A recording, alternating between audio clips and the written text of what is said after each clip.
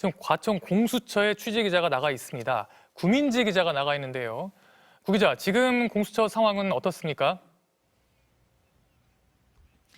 네, 아까 말씀드렸듯이 고위공직자 범죄수사처가 윤석열 대통령의 체포영장 집행 절차에 돌입했습니다.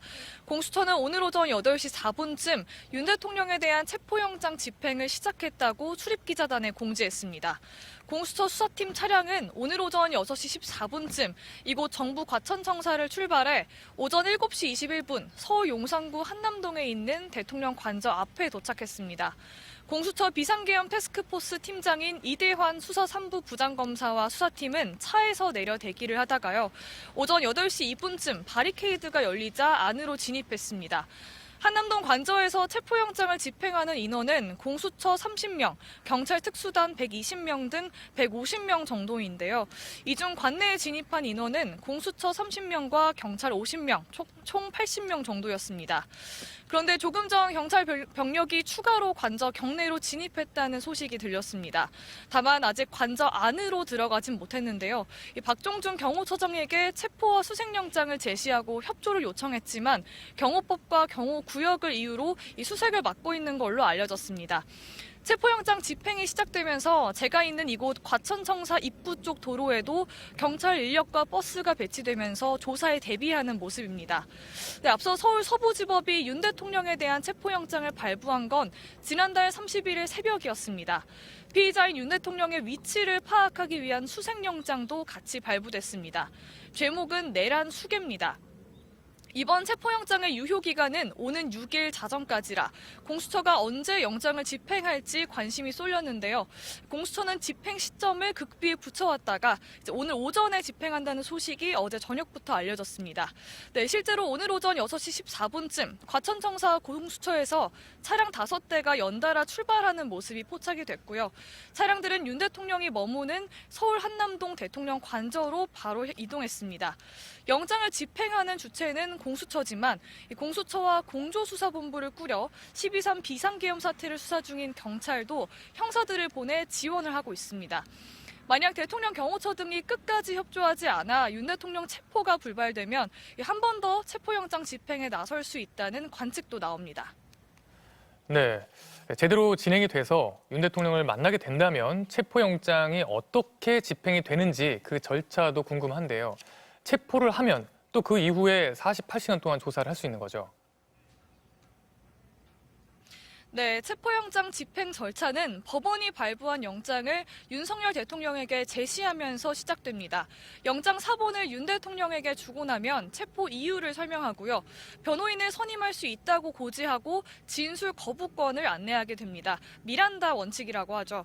윤 대통령을 체포하면 공수처로 이동해 곧바로 조사에 들어갈 예정입니다. 윤 대통령이 머물고 있는 서울 한남동 관저에서 이곳 과천 공수처까지 거리는 17km 정도입니다. 경찰 도움으로 교통이 통제된다면 10여 분이면 도착할 수 있습니다. 통상 피의자는 수사 차량으로 이동하는데요. 탄핵으로 직무가 정지되긴 했지만 현직 대통령 예우를 받고 있는 피의자인 만큼 어떤 식으로 이동할지는 추후 경호처와 공수처가 협의할 걸로 보입니다. 구금 장소는 이 과천과 가까운 경기 의왕에 위치한 서울구치소입니다. 별도 독방이 마련될지는 아직 정해지지 않았습니다. 공수처는 체포 시점부터 48시간 안에 구속영장 청구 여부를 결정해야 합니다. 그렇지 않으면 48시간이 지나면 석방해야 하는 만큼 이 고강도 조사를 벌인 뒤에 구속영장을 청구할 걸로 예상됩니다. 네, 공수처가 윤 대통령의 신병을 확보하게 된다면 어떤 내용을 물어볼지도 궁금한데요. 윤 대통령이 앞으로 받게 될 조사에 대해서 설명을 해주시죠. 네, 내란죄는 우두머리와 중요임무 종사자, 단순 가담자 이렇게 가담 정도에 따라 위계를 나눠 처벌하는데요. 윤 대통령은 정점인 우두머리 혐의를 받고 있습니다. 지금까지 윤 대통령과 이 내란을 공모한 혐의로 구속된 피의자는 모두 10명인데 이들은 모두 내란 중요임무 종사자 혐의를 받고 있고요. 이 가운데 김용현 전 국방장관과 여인영 전 방첩사령관, 이진우 전 수방사령관은 구속 상태로 재판에 넘겨졌습니다. 김용현 전 국방장관 공소장에는 총을 쏴서라도 문을 부수고 들어가 끌어내라. 문짝을 도끼로 부수고 들어가라는 등 계엄 당일 윤 대통령의 직접 지시 내용이 낱낱이 적혔는데요. 그만큼 수사기관도 이 윤 대통령의 지시 내용에 대한 진술과 자료를 상당 부분 파악하고 있는 겁니다. 하지만 12.3 비상계엄 선포 한 달이 다 되도록 정작 이번 사태의 정점에선 윤 대통령을 조사하지 못했죠. 이 당사자에게 확인해야 할 부분이 상당합니다. 공수처 수사팀이 준비한 질문지도 100쪽을 넘어가는 걸로 파악됐습니다. 공수처는 윤 대통령을 상대로 이 국회 기능 마비와 선관위 서버 반출을 실제로 지휘했는지, 또 국회 계엄 해제 의결 이후에도 재차 계엄을 선포하는 방안을 검토했는지 확인할 걸로 보입니다. 검찰은 윤 대통령이 국헌문란의 목적으로 폭동을 일으켰다고 봤는데 이 부분도 다시 들여다볼 것으로 보이고요.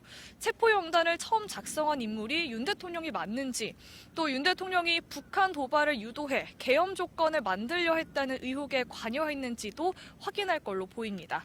지금까지 공수처에서 전해드렸습니다.